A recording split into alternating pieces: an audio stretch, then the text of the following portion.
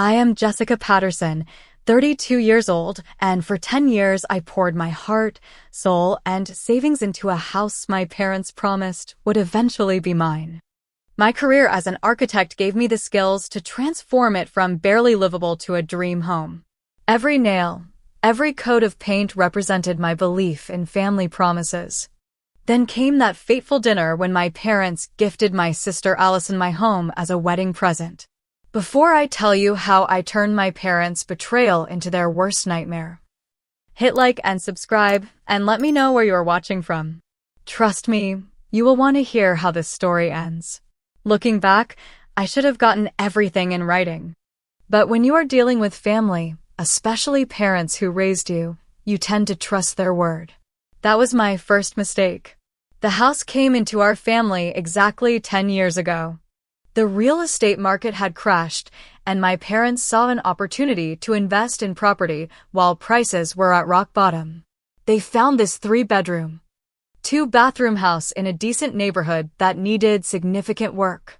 The foundation was solid, but everything else screamed neglect: peeling wallpaper, water-damaged ceilings, and carpets that should have been condemned. "We got it for a steal," my father boasted at Sunday dinner. "Going to fix it up and flip it when the market recovers." At the time, I had just landed my first job at an architectural firm and was living in a tiny apartment with ridiculous rent. I saw an opportunity and took it. "Let me rent it from you," I suggested. "I will fix it up gradually, and maybe someday I could buy it from you." My parents exchanged glances before my father nodded. "That makes sense. You can pay us monthly rent, less than market value, since you will be improving the property. And yes, when the time is right, we can discuss you purchasing it." My mother added, "This could be your starter home, Jessica. A good investment for your future." We shook on it. I moved in the following month and began what would become a decade-long labor of love. The house was in worse condition than I initially thought. The electrical wiring was outdated and dangerous. The plumbing leaked in 3 different places. The kitchen had appliances from the 1970s that barely functioned. But I saw potential where others saw problems. I started small, using my first few paychecks to replace the most dangerous electrical outlets and fix the worst of the plumbing issues. Every month, I dedicated a portion of my salary to home improvements. I learned to do many repairs myself, watching countless DIY videos and consulting with colleagues who had construction experience. By the end of the first year, I had replaced all the carpeting with hardwood floors I installed myself over 6 painstaking weekends. The following year, I gutted the main bathroom and created a spa-like retreat with a rainfall shower and custom vanity I designed. The kitchen renovation happened during year 3, when I received my first significant promotion. I splurged on stainless steel appliances, quartz countertops, and custom cabinetry. My parents visited after the renovation and seemed impressed. "You have quite the eye for design," my father commented, running his hand along the new countertop. "This adds substantial value to the property," my mother noted, though I detected something strange in her tone that I could not quite identify at the time. Over the years, my improvements continued. I converted the unfinished basement into a home office and guest bedroom. I replaced the roof after a particularly bad storm caused minor leaking. I installed solar panels to reduce energy costs. I designed and built a beautiful deck in the backyard, perfect for summer barbecues and morning coffee. All told, I invested over $75,000 of my own money into the house, not counting the countless hours of personal labor. My rent payments to my parents never increased, which I took as tacit approval of my improvements and acknowledgement of how much value I was adding to their investment. Throughout this time, my relationship with my younger sister Allison followed the same pattern it had since childhood.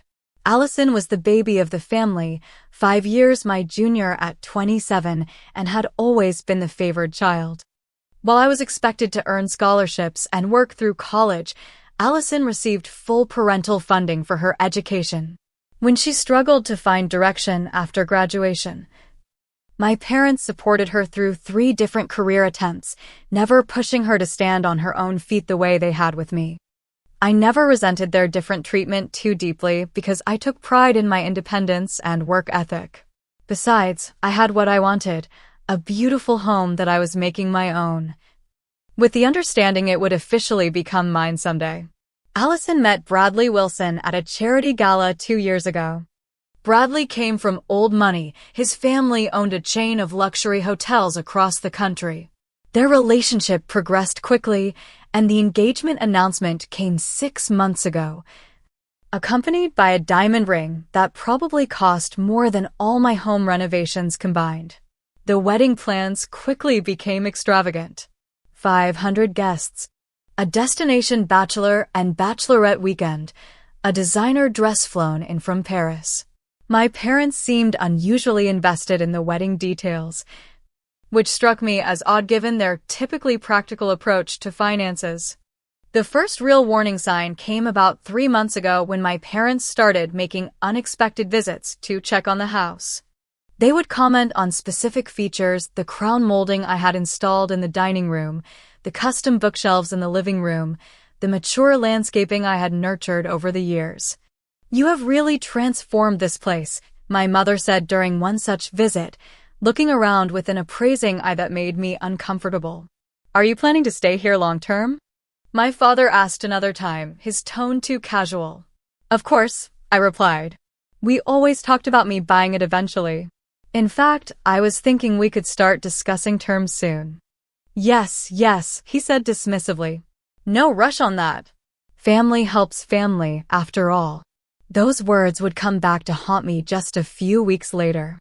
The invitation to dinner at my parents' house came via text from my mother. "Family dinner this Friday at 7. Important news to share. Allison and Bradley will join us." I arrived exactly on time, bringing a bottle of wine as I usually did. The moment I stepped through the door, I sensed something was off. The dining table was set with the good china, the set only used for major holidays and significant announcements. A bottle of expensive champagne sat chilling in an ice bucket. "Am I the last one here?" I asked, noticing no other cars in the driveway. "Allison and Bradley are running late," my mother replied, taking the wine from my hands with a tight smile.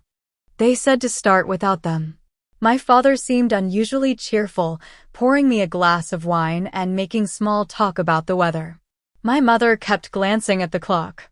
The atmosphere felt charged with anticipation that made my stomach knot with unease. Allison and Bradley arrived 30 minutes late, both looking polished and somehow smug.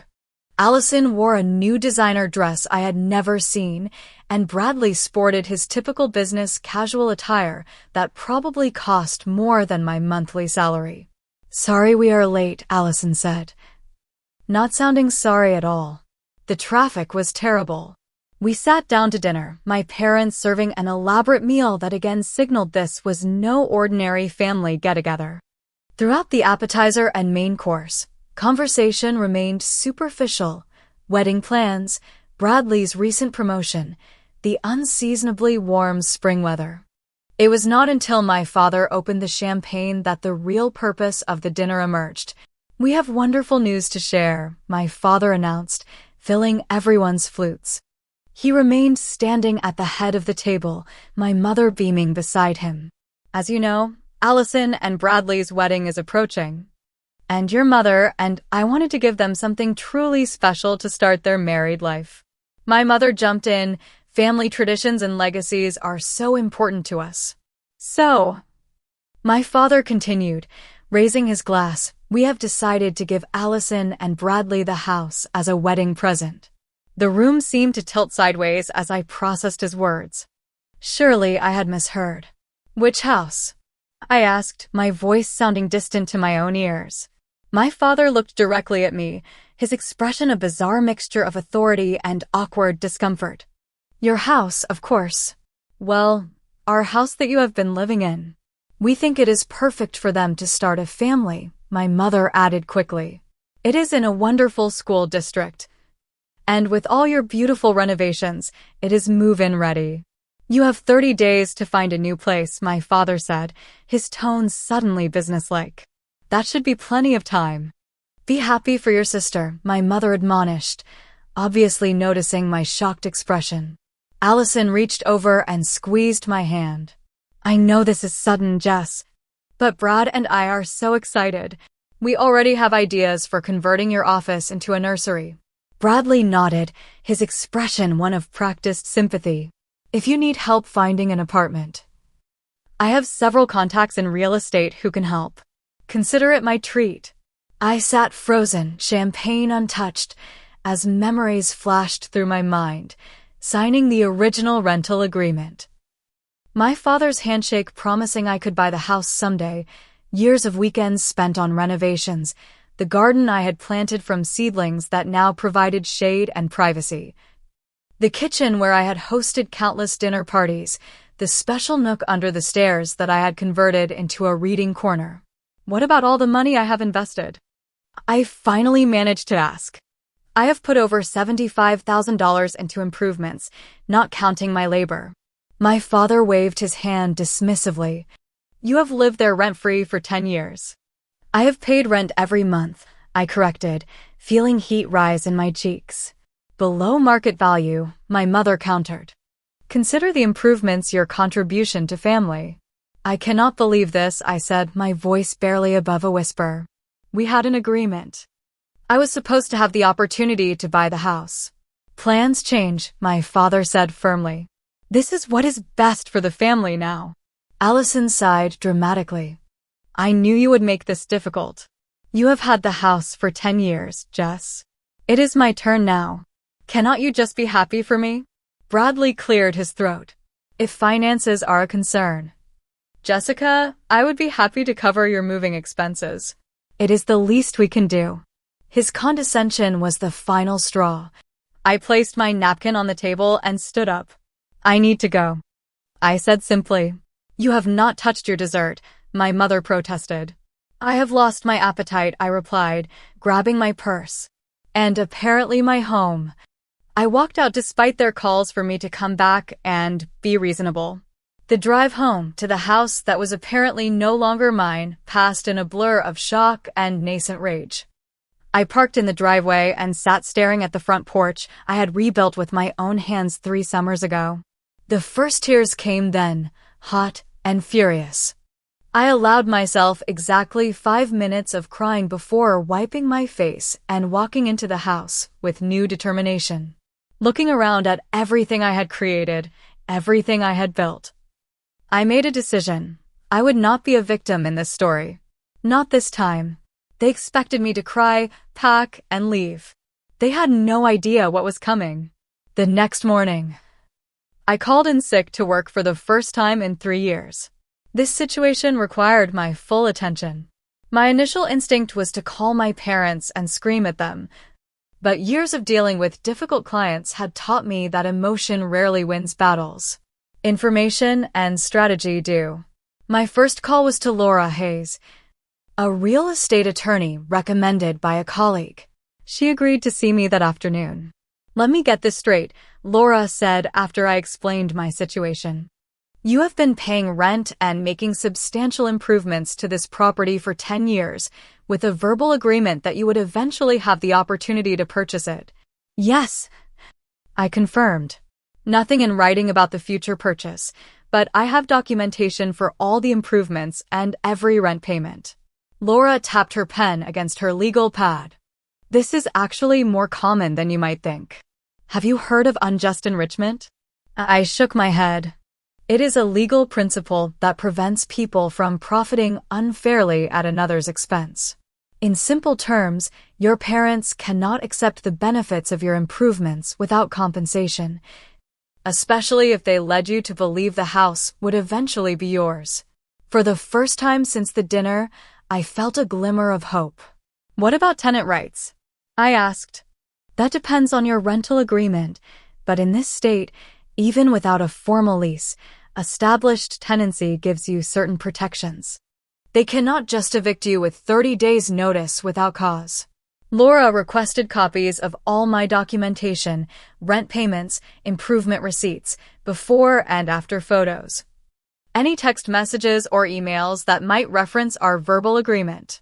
I spent the next 2 days organizing everything chronologically. While gathering this information, I discovered something unexpected. When checking county records for the original purchase price of the house, I found that my parents had taken out a second mortgage on their primary residence 6 months ago.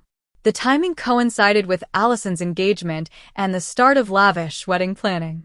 Further digging revealed that my father's investment portfolio had taken substantial hits over the past year. His retirement fund had lost nearly 30% of its value in a market downturn.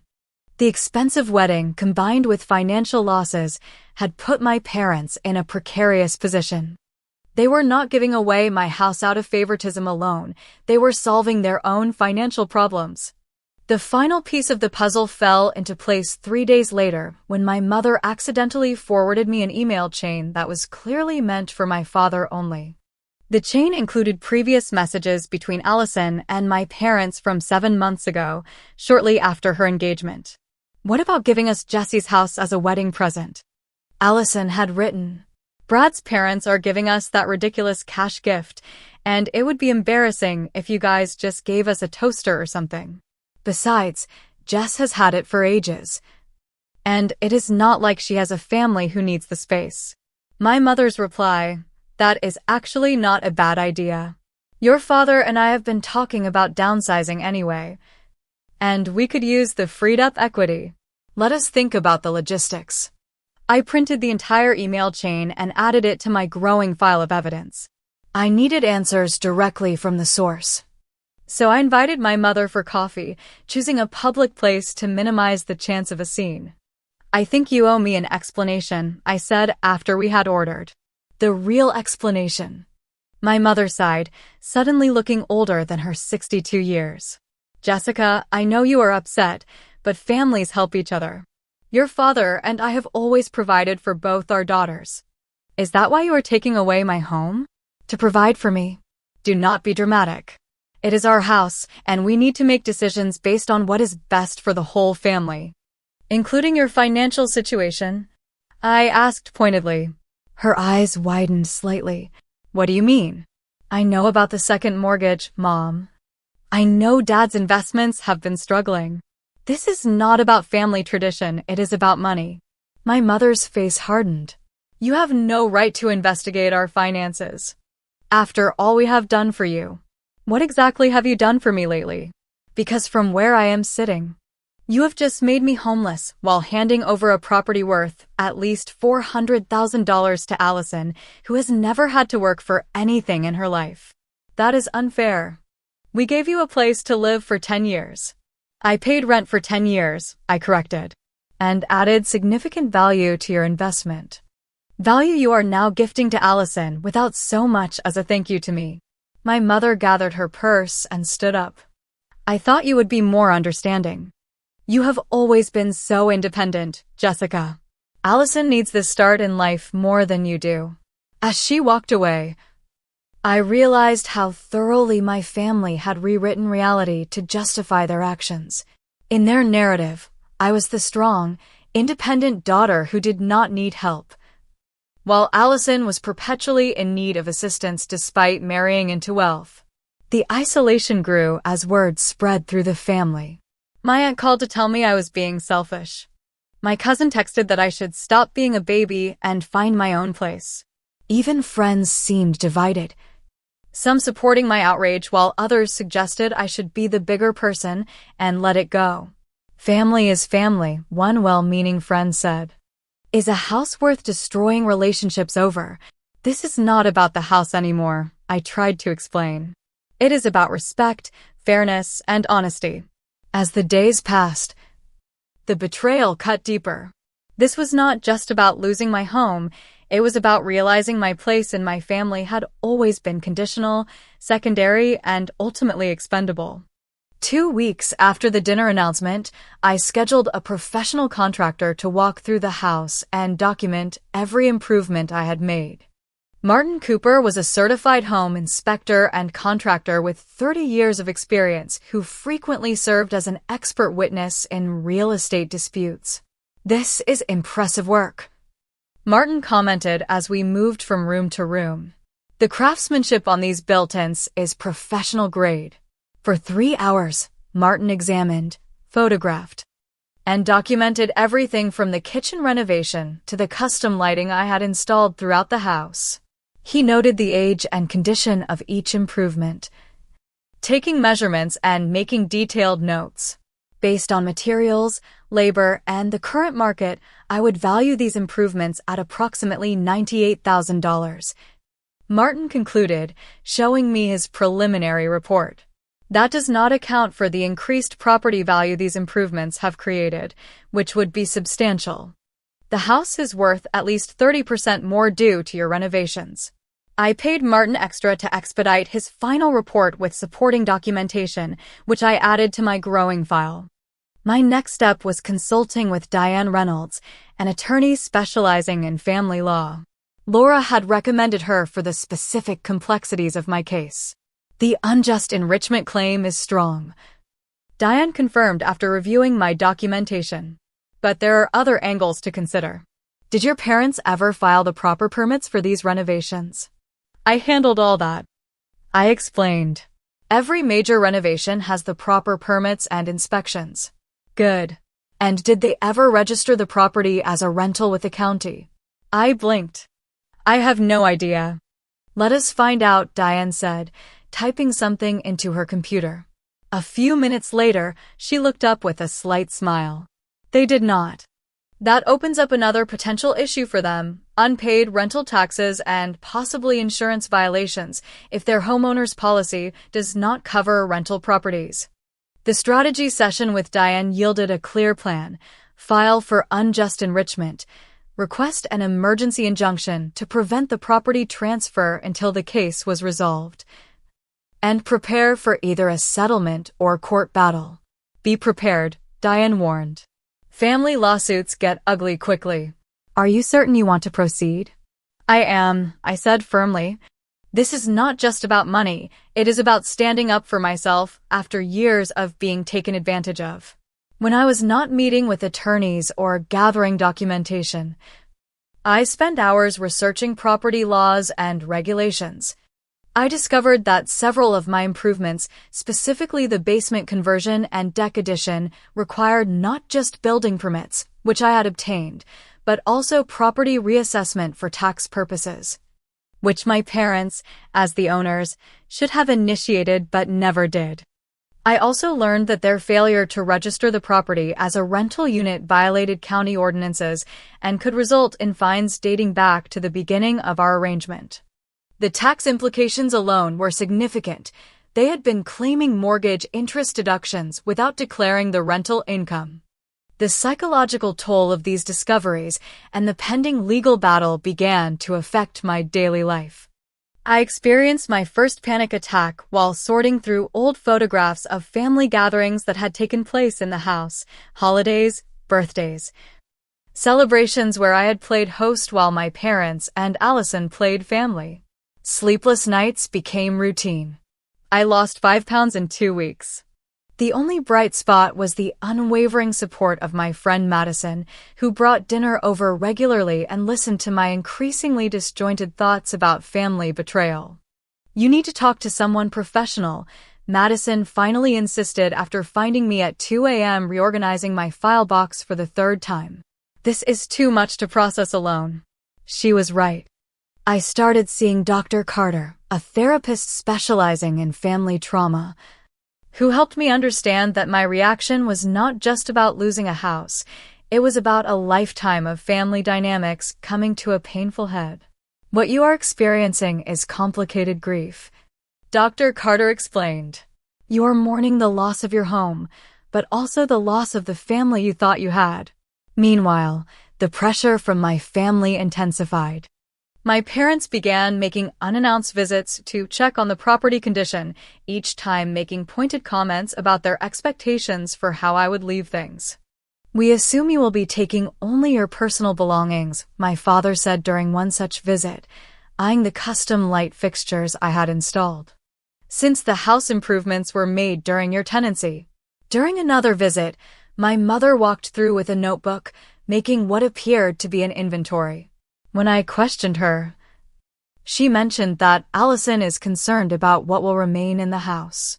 The most unsettling visit came when Allison and Bradley arrived with an interior designer, walking through my home while discussing renovation plans as if I were already gone. This wall would need to come down, the designer said, pointing to the reading nook I had lovingly created. And these colors are all wrong for the aesthetic we are going for.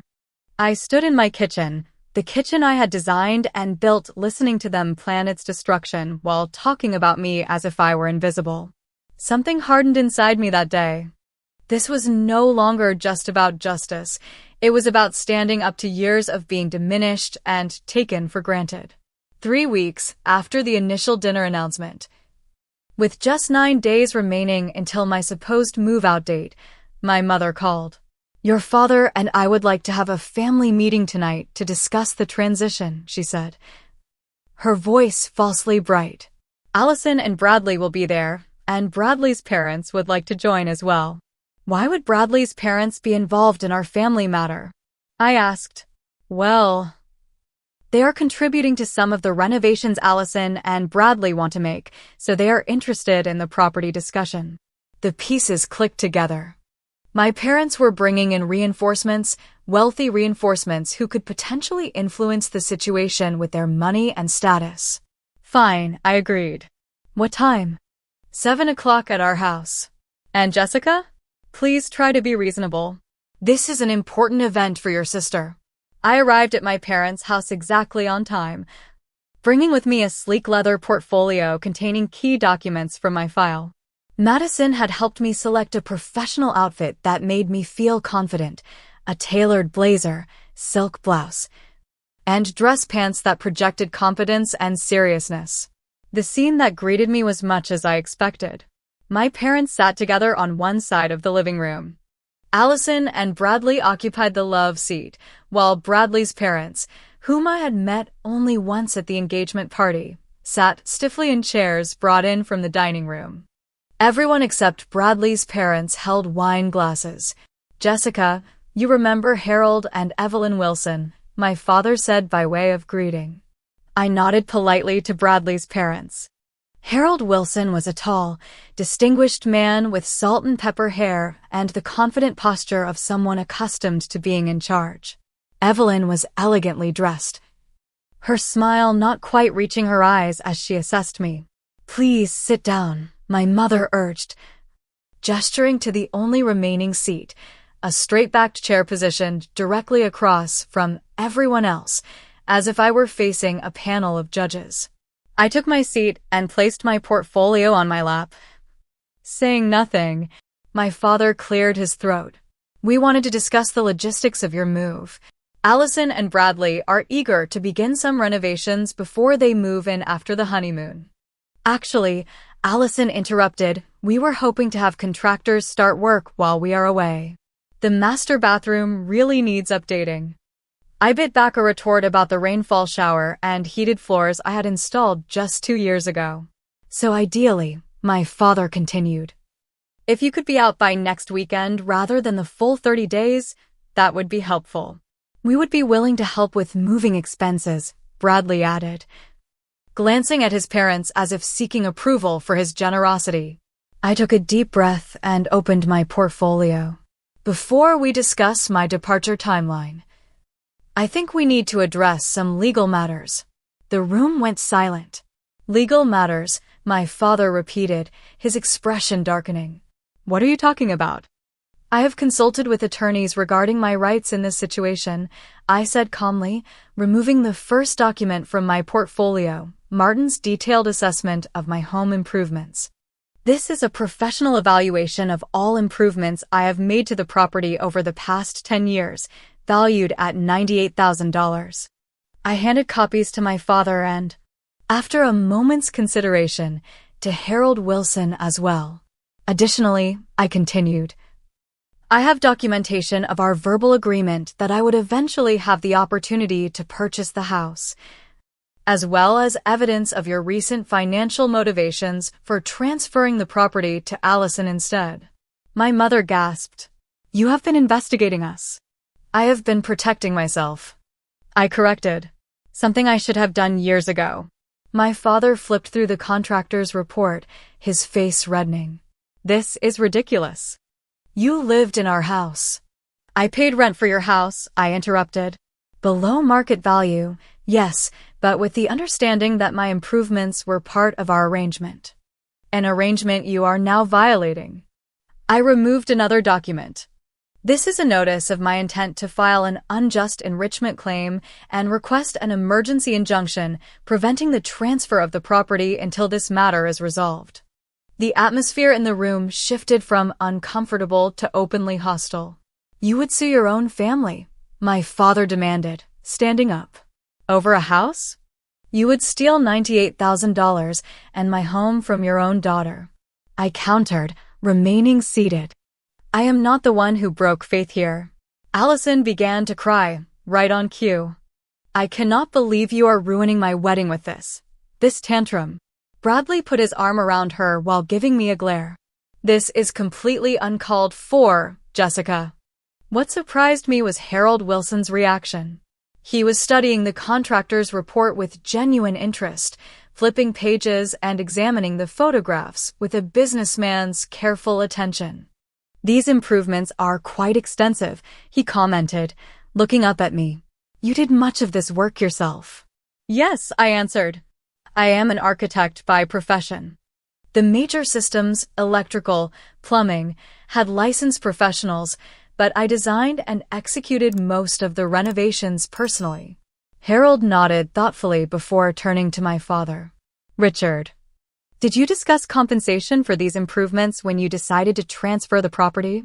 My father seemed taken aback by the question. We did not think. We assumed the reduced rent over the years was compensation enough, my mother interjected. Harold frowned slightly. I see. His wife touched his arm. Harold, this is not our concern. Actually, Evelyn, if we are contributing to renovation funds for property with a pending legal claim, it very much is our concern, Harold replied. The room fell silent again until I spoke. I am not looking to disrupt Allison's wedding or create a family feud. I am simply asking for fair compensation for my investments and recognition of the agreement we had. So this is about money, my father scoffed. You want us to buy you off. This is about respect, I corrected. But yes, financial compensation would be appropriate given the circumstances. How much? My father demanded. How much to make this go away? Before I could answer, Allison stood up dramatically. I cannot believe this. This is so typical of you, Jessica. You have always been jealous of me, and now you are trying to ruin the biggest moment of my life. Jealous. I repeated incredulously. Allison, I have never begrudged you anything. But this house is my home. I built it, I improved it, I made it what it is. And I did it based on promises that are now being broken. I never even wanted that stupid house. Allison shouted, her face contorted with sudden rage. It was Mom and Dad's idea. They said it would solve everything. They could help with our wedding. We would have a place to live, and they could finally put you in your place. The room went deadly silent as everyone processed her outburst. Put me in my place. I repeated softly. My mother's face had gone pale. Allison, that is not what we said. Yes, it is. You said Jessica always acts so superior with her career and her independence. And it was time she learned family comes first. You said giving me the house would remind her she is not special just because she can hang some shelves. Bradley looked uncomfortable. Allison, maybe we should. No, she interrupted. I am tired of pretending. The truth is, I do not want Jessica's house with all her precious renovations that everyone always praises her for. But Mom and Dad need to sell their house to cover the wedding and have enough left to move in with us after the honeymoon until they find a smaller place they can afford. And there it was, the full truth finally exposed. My home was being sacrificed not just for Allison's benefit, but to solve my parents' financial problems and retirement plans. My mother put her head in her hands while my father stared at Allison in shocked betrayal. Harold Wilson cleared his throat. I think Bradley and I need to step outside for a moment. As they left, I gathered my documents and stood up. I will be filing the injunction tomorrow morning. My attorney will be in touch regarding settlement options. I walked out without looking back, feeling strangely calm despite the chaos erupting behind me. The truth had finally been spoken aloud, and there was a certain freedom in that. Even amidst the pain. True to my word, I filed the legal paperwork the next morning. Diane had prepared everything in advance, and within 3 days, a temporary injunction was granted preventing any transfer of the property until our case could be heard. The initial court date was set for 6 weeks later, well after Allison's wedding date and 3 weeks after my original eviction deadline. The judge's order specified that the current living arrangement was to remain unchanged until the hearing. When I texted my parents to inform them of the court date, my father's only response was, "We have had to hire an attorney we cannot afford because of your selfishness. I hope you are satisfied."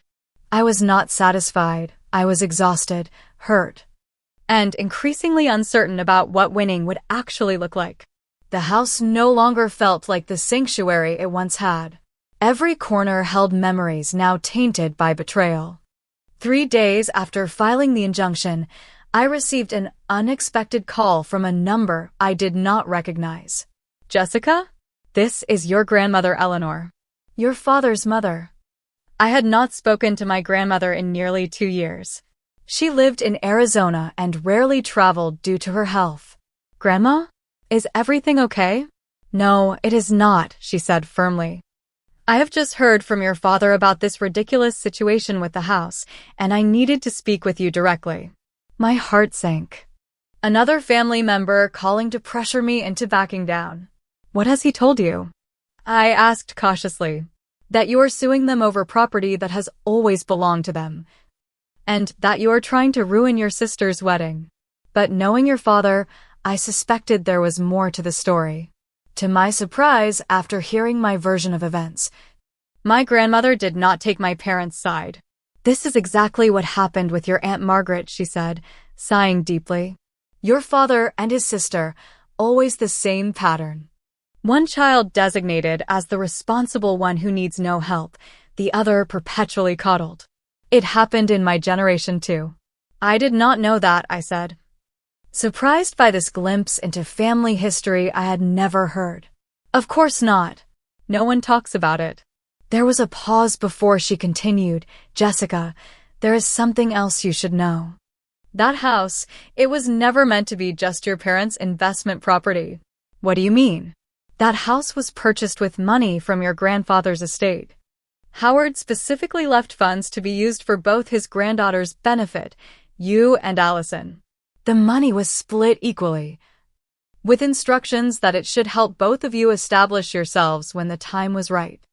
I felt as if the floor had dropped out from under me. "Are you saying?" "I am saying that half of that house should have been designated for you from the beginning. Your parents were supposed to be stewards of that money until you were established in your career and ready for home ownership." I assumed they had told you this years ago when you moved in. I struggled to process this new information. "Do you have any documentation of this arrangement?" "I have a copy of Howard's will and the trust documents. I will email them to you today." True to her word, by evening I had copies of my grandfather's will, clearly stating that equal funds were to be set aside for both granddaughters' future housing needs. There was even a letter my father had signed acknowledging these terms when receiving the funds. I forwarded everything to Diane, who called me immediately. "This changes our entire approach," she said. "This is no longer just unjust enrichment. This is potential breach of fiduciary duty. Your parents had a legal obligation to inform you of your inheritance." With my grandmother's unexpected support and the new evidence, our legal position strengthened considerably. My grandmother even offered financial assistance for my legal fees. though I assured her my savings could cover the costs. "It is not about the money," she insisted. "It is about finally breaking this family pattern. Someone needs to stand up and say enough." A week before the scheduled court date, I received a call from my father's attorney proposing a settlement meeting. When I arrived at the attorney's office with Diane, my parents looked defeated and aged. My father could barely meet my eyes. Their attorney presented their offer. They would pay me $50,000 as compensation for improvements, to be paid over 5 years in monthly installments. Diane shook her head. "This offer does not address the inheritance issue at all, nor does it reflect the true value of the improvements." After 2 hours of tense negotiation, we reached an agreement. My parents would pay me $120,000, representing my grandfather's original bequest adjusted for inflation plus partial compensation for improvements. They would secure this with a promissory note against their new property, with payments to begin immediately. "We will need to downsize more than we planned," my father said bitterly as he signed the agreement.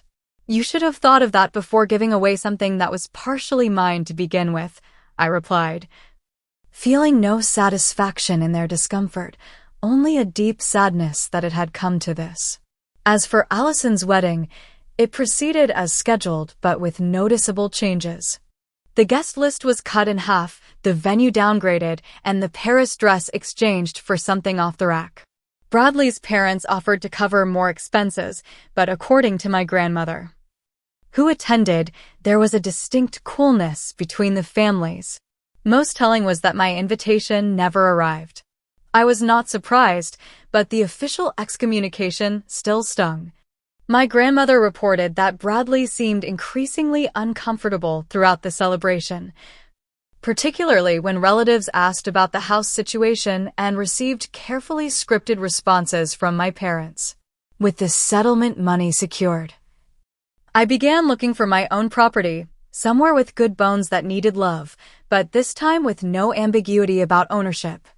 I found a promising craftsman bungalow in a neighborhood I had always admired and made an offer that was accepted. The relationship with my grandmother flourished in unexpected ways. We began speaking weekly, and she visited when she came to town for a medical appointment. She shared family stories I had never heard, helping me understand patterns that had been invisible to me before. "Your grandfather would be proud of you," she told me over tea in my soon-to-be former home. "He valued fairness above all else. That is why he was so specific in his will." Most surprising was a text I received from Allison about 2 months after her wedding. "Can we talk?" Without Mom and Dad knowing. We met at a coffee shop halfway between our homes. She looked different, less polished, more human somehow. "I want to apologize," she said after we had settled with our drinks. "Not just for the house, but for everything. For never standing up for you, for taking advantage, for letting them treat us so differently." "Why now?" I asked, suspicious of her sudden insight. "Bradley and I have been in counseling," she admitted. "He was really disturbed by how everything happened. He said his family would never treat siblings so unequally, and it made him question what kind of family he had married into." She paused. "And what kind of wife I would be if I thought that behavior was normal." I did not know what to say, so I just nodded. "Mom and Dad are furious with you," she continued. "They had to sell their house and move into a condo half the size. Dad blames you for ruining their retirement plans." "Their retirement plans included taking something that was partially mine to begin with," I pointed out. "I know that now. Grandma Eleanor told me everything." She looked down at her coffee. "I do not expect you to forgive me, but I wanted you to know I am trying to understand my part in all this." It was not reconciliation, not exactly. But it was a tiny crack in the family narrative that had defined us for so long. The settlement money, combined with my savings, allowed me to make a substantial down payment on my new home. It was smaller than the house I had lived in for 10 years, but from the moment I signed the papers, it felt more truly mine than the other house ever had. The craftsman bungalow needed work, the kitchen was outdated, the bathroom cramped, the backyard overgrown, but this time, every improvement would unquestionably increase my own equity, not someone else's. I closed on the house exactly 6 months after that fateful family dinner. The timing felt symbolic. A full half-revolution of the earth around the sun since my life had been upended. My parents and I remained estranged. They declined my attorney's suggestion of family counseling, instead choosing to maintain their narrative that I had acted selfishly and damaged the family beyond repair. According to my grandmother, they rarely mentioned me at family gatherings. And when they did, it was with the aggrieved sighs of parents wounded by an ungrateful child. The final legal documents arrived 3 weeks after I moved into my new home. The settlement was complete, the property officially sold to a young couple with no connection to our family drama. I felt a pang of sadness seeing the closing statement, 10 years of my life summarized in legal language and dollar signs. Allison and I maintained cautious, occasional contact.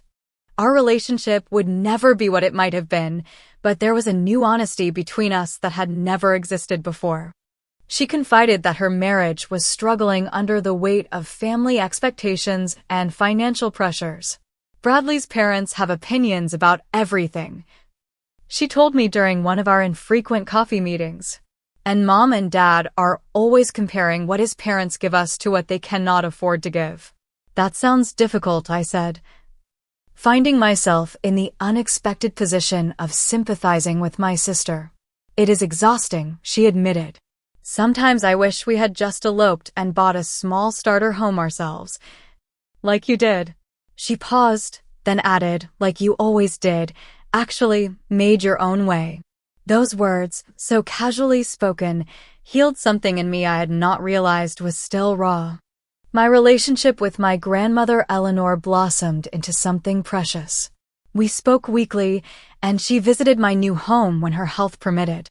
She brought housewarming gifts, family photos I had never seen, my grandfather's woodworking tools, small heirlooms that should have been shared years ago.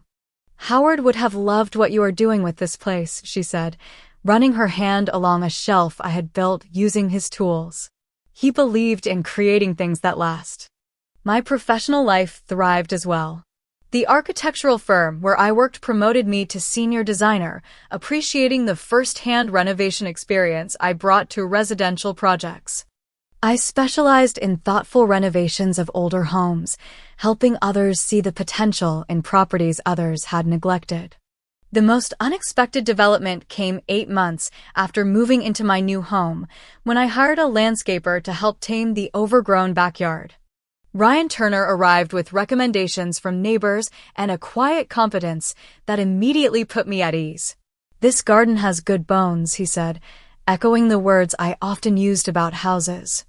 Someone planted with intention here, just needed maintenance. What began as a professional relationship evolved gradually into friendship and eventually into something more. Ryan understood boundaries and respect in ways my family never had. He appreciated my independence while offering support without expectations. I like that you know exactly who you are, he told me one evening as we sat on my newly restored porch. That you stood up for yourself even when it cost you. 1 year after moving into my new home, I hosted my first major gathering, a housewarming party that symbolized so much more than just a new address. My grandmother came, as did Madison and other loyal friends. Allison came alone, Bradley being conveniently busy with work. My parents were invited but declined to attend. Standing in my kitchen, smaller than my previous one but unmistakably mine, I was struck by how much my definition of family had changed.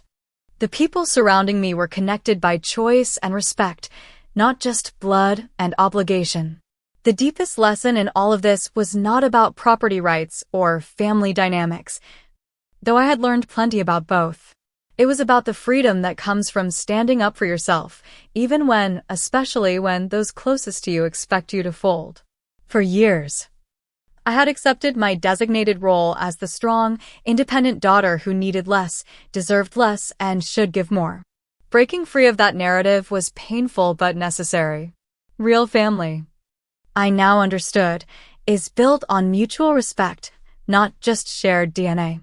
It requires healthy boundaries, honest communication, and the courage to say enough when those boundaries are violated.